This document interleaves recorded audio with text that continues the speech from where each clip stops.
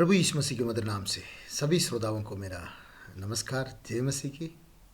एक और बार परमेश्वर का वचन लेकर आपके बीच में आने के लिए प्रभु ने मदद किया, इसलिए मैं प्रभु का धन्यवाद करता हूँ। परमेश्वर भला है, हमारी ज़िंदगी में हर बातें उसकी मर्जी के मुताबिक वो कर रहे हैं, इसलिए मैं प्रभु का धन्यवाद करता हूँ।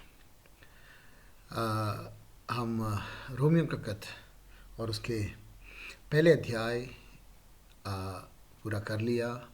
पहले और दूसरे अध्याय का पहले अध्याय का कंक्लूशन हम कल देखा था और दूसरे अध्याय की शुरुआत हमने किया है, इंट्रोडक्शन किया है कि दूसरा अध्याय की शुरुआत हम आज दूसरे अध्याय का पहली आयत और दूसरी और तीसरी आयत हम आज देखेंगे।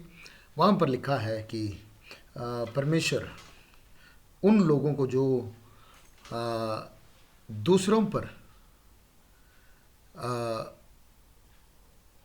जो न्याय करते हैं उनके बारे में वहाँ पर बता रहे हैं।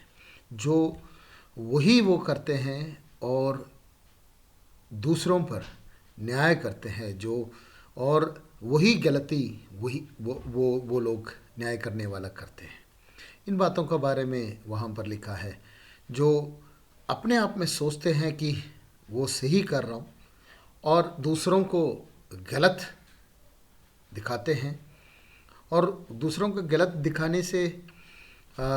दिखाने के साथ साथ वो खुद वही गलती कर रहे हैं। ऐसे वालों के लिए परमेश्वर का वचन कहते हैं कि उनको कोई एक्सक्यूज़ नहीं है, कोई क्षमा नहीं है, कोई बहाना नहीं चलेगा, क्योंकि दूसरी आयत में ये बता रहे कि परमेश्वर ऐसे वालों को न्याय करते हैं और सच्चाई से न्याय करते हैं।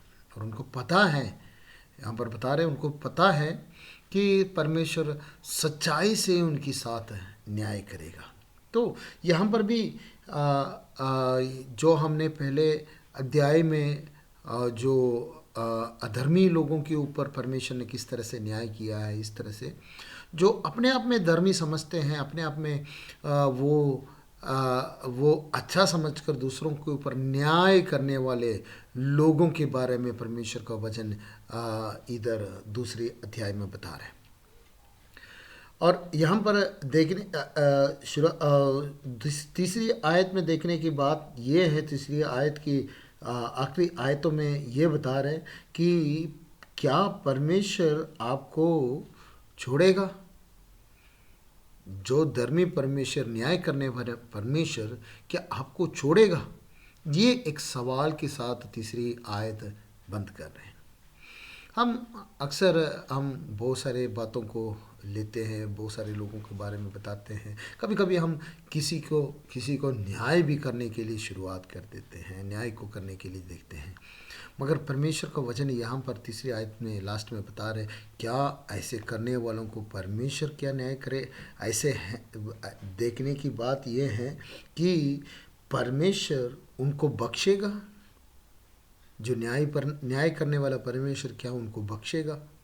तो एक सवाल हमारे सामने खड़े करके रोक रहे हैं, क्या परमेश्वर ऐसे वाले लोगों को क्या छोड़ेगा?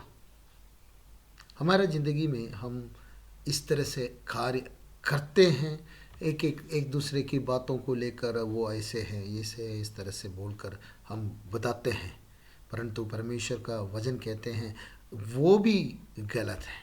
हम ये जो पहले अध्याय 18वीं आयत से लेकर तीसरे अध्याय 20 आयत तक हम जो 3 तरह से लोगों को इस दुनिया में देखेंगे। पहली बार लोगों को हमने देखा, वो अधर्मी जो विकट लोग हैं, जो दुष्ट लोग, उनके बारे में हमने देखा वो किस तरह से हैं, उनको क्या चल रहे थे, क्या है वजह, किस वजह की क्यों उनको ऊपर सजा आया और क्या क्या सजा उनके ऊपर आया है करके देखा। दूसरे अध्याय में जब हम शुरू करते हैं, वहाँ पर देख रहे हैं कि बहुत से लोग जो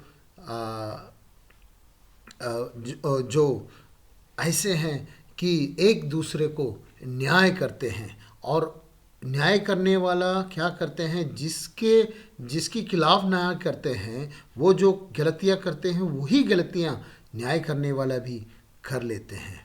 और परमेश्वर का वचन कहते हैं उनके कोई एक्सक्यूज़ नहीं है, उनको कोई एक्सक्यूज़ नहीं है, क्योंकि परमेश्वर न्याय करने वाला परमेश्वर है, उनको भी परमेश्वर न्याय करेगा। तो हम दूसरों को न्याय कर कर हम खुद न्याय की अधीन में होगा करके बोले तो कितना कितना गंभीर बात है। सबसे अच्छी बात यह है क्या अपने अंदर देखे, अपने आप में देखे क्या है अपना अंदर, किस वजह से क्या कमजोरियां हैं हमारी अंदर, उन बातों को देखकर चलना खेलने के लिए प्रभु हमें मदद करे। प्रभु प्रभु हम हमारे अंदरों को हमें खुद जांचने के लिए, दूसरों को दिखाकर दूसरों के बारे में गलत बताना या उनके न्याय करने की बात आते हैं, तब हम अपने आप के बारे में देखते नहीं, मगर परमेश्वर क्या कर रहे हैं हमें देख रहे हैं। हम न्याय कर रहे हैं मगर हम खुद क्या हालत में हैं। तो इसलिए हम इन बातों को ध्यान रखें, परमेश्वर हमें चलाए और अपने आप को देखने के लिए, हमारे गलतियों को देखने के लिए। और ऐसे एक व्यक्ति नहीं है, एक ग्रुप है। पहले एक ग्रुप के बारे में देखा, इन ग्रुप की शुरुआत हम देख रहे हैं, पहले और दूसरे और तीसरी आयत हम देख रहे हैं।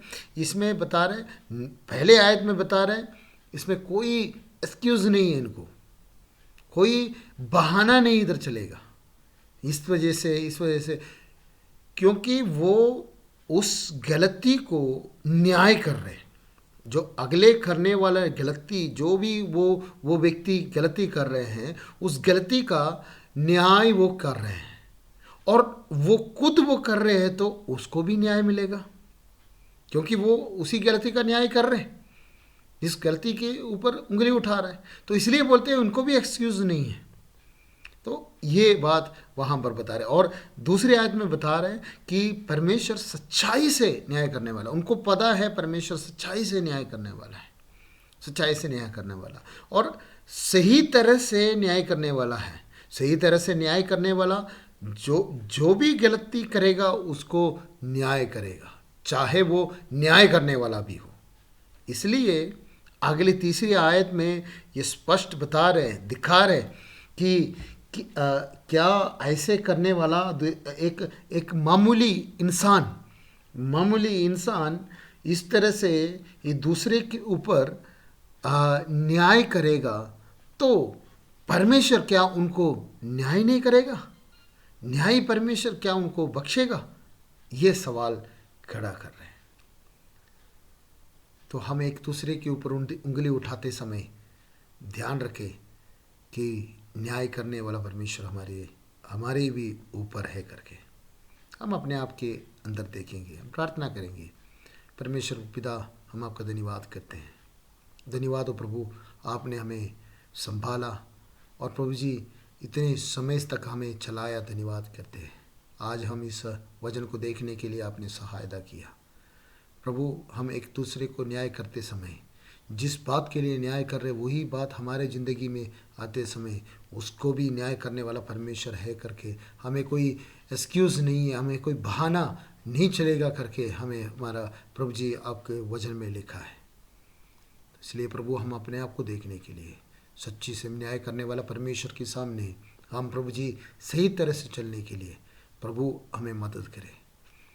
ये भी एक गलती है करके हमें पता चला प्रभु जी। इसलिए हम इन बातों को छोड़कर प्रभु आपकी रास्ता पर चलने के लिए हम सबको सहायता करें, आशीष करें, यीशु नासरी का नाम से, आमीन आमीन। प्रभु आप सबको आशीष करे।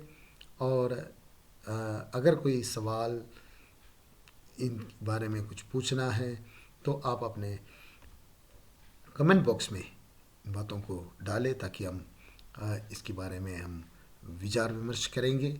सबको नमस्कार, जय मसीह की। सबको प्रभु आशीष करे।